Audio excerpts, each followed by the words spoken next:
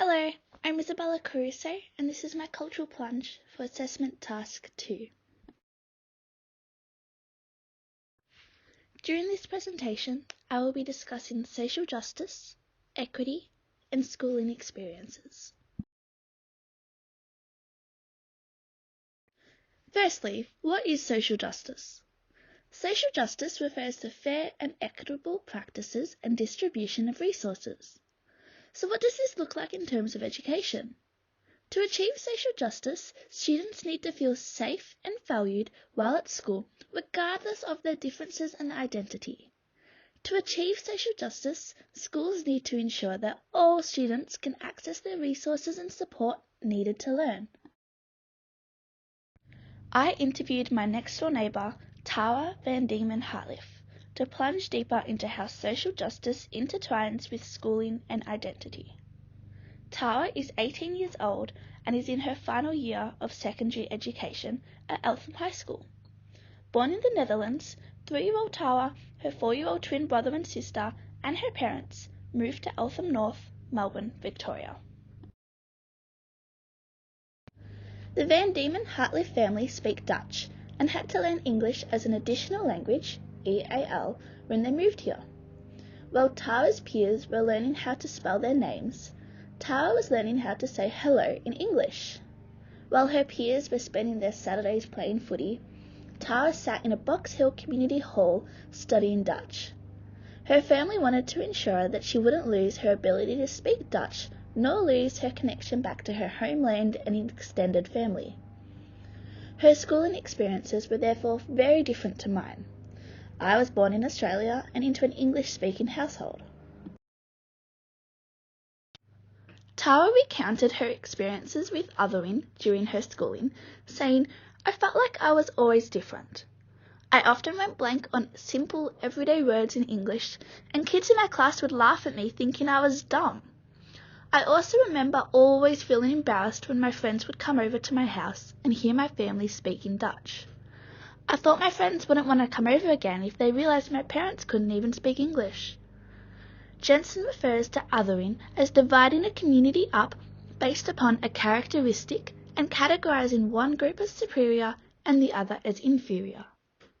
Tara explained that because of this, her affinity bias greatened, and she found herself always socializing with others in similar positions to her, such as other EAL kids. This highlights the presence of affinity bias within her schooling experiences. Students who have learnt English as an additional language face challenges in schooling. They often have to work harder to reach the same level as their peers. Majority of the time, these students have parents who are not fluent in English and haven't had the same education experiences. Therefore, they have a lack of familial support within the realms of their education. Paulo Freire's critical pedagogy for teaching and learning aims to create possibilities for all students. Freire recognised that many pedagogies are best suited for students who already have advancements within their learning. However, these pedagogies present a sense of exclusion for disadvantaged students, such as students who come from poverty and students who are EAL. This critical pedagogy identifies the unique strengths of all individuals and is intended to ensure all students feel valued.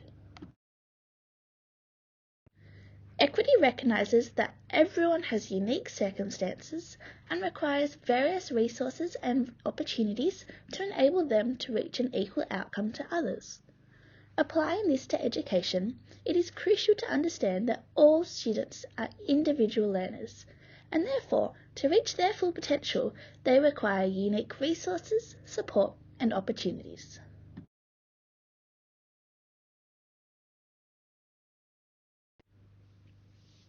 When Tara was in prep, her teacher expressed concern that she was behind in her language and comprehension skills in comparison to her peers. The teacher neglected to take into consideration that Tara was EAL. Having to learn English as an additional language meant that Tara was learning the basic English conventions at an older age than her peers who had learnt English as their first language. The teacher identified Tara's inability to read as a weakness, rather than understanding that the majority of the books in her house were in Dutch, so that was what she was used to reading.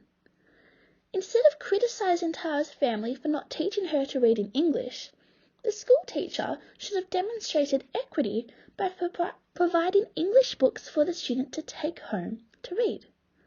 Tara's English language and comprehension delays being perceived as a weakness could have been adapted to perceiving her Dutch language and comprehension abilities as a strength. This would have employed funds of knowledge into her prep classroom.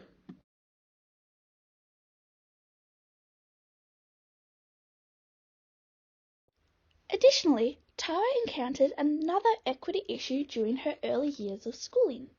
Tara struggled to understand instructions and information in English. As a result, Tara often completed her schoolwork incorrectly. She received low marks across various subjects, falsely reflecting her abilities. Although Tara was capable of completing the work at a much higher level, she simply was not understanding the task and expectations, resulting in her low marks. To demonstrate equity, her teachers should have been ensuring that all students were understanding the expectations. This could have been done by utilising visual aids, rephrasing instructions, and focusing on key words.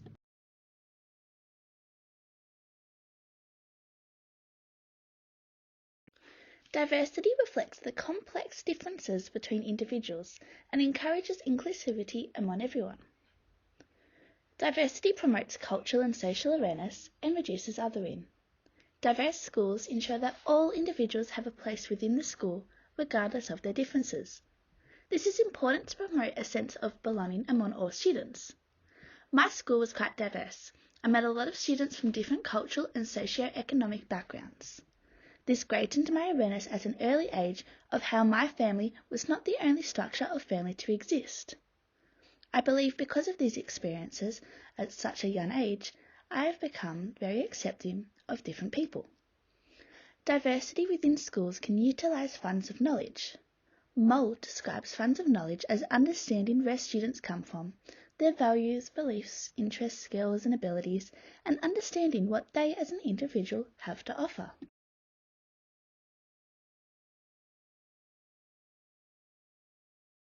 During my personal schooling experiences, I always felt like I belonged. There were always teachers at my school who I resonated with. The majority of my peers had similar appearances, belief systems, and values to me. After interviewing Tara, I realised that this is not always the case. Tara never felt like she truly belonged within her school community. A sense of belonging promotes motivation among students to reach their full potential. Being able to see people, such as teachers, who are similar to the individual students, represents what this young student is capable of achieving. This interview has helped me to understand the importance of schools having a diverse community of staff members to promote a sense of belonging and inclusion among diverse students. During the interview with Tara, we discussed equity issues within school communities. Tara has experienced affinity bias, othering, and exclusion within her school experience. To achieve social justice, schools need to utilise equitable practices.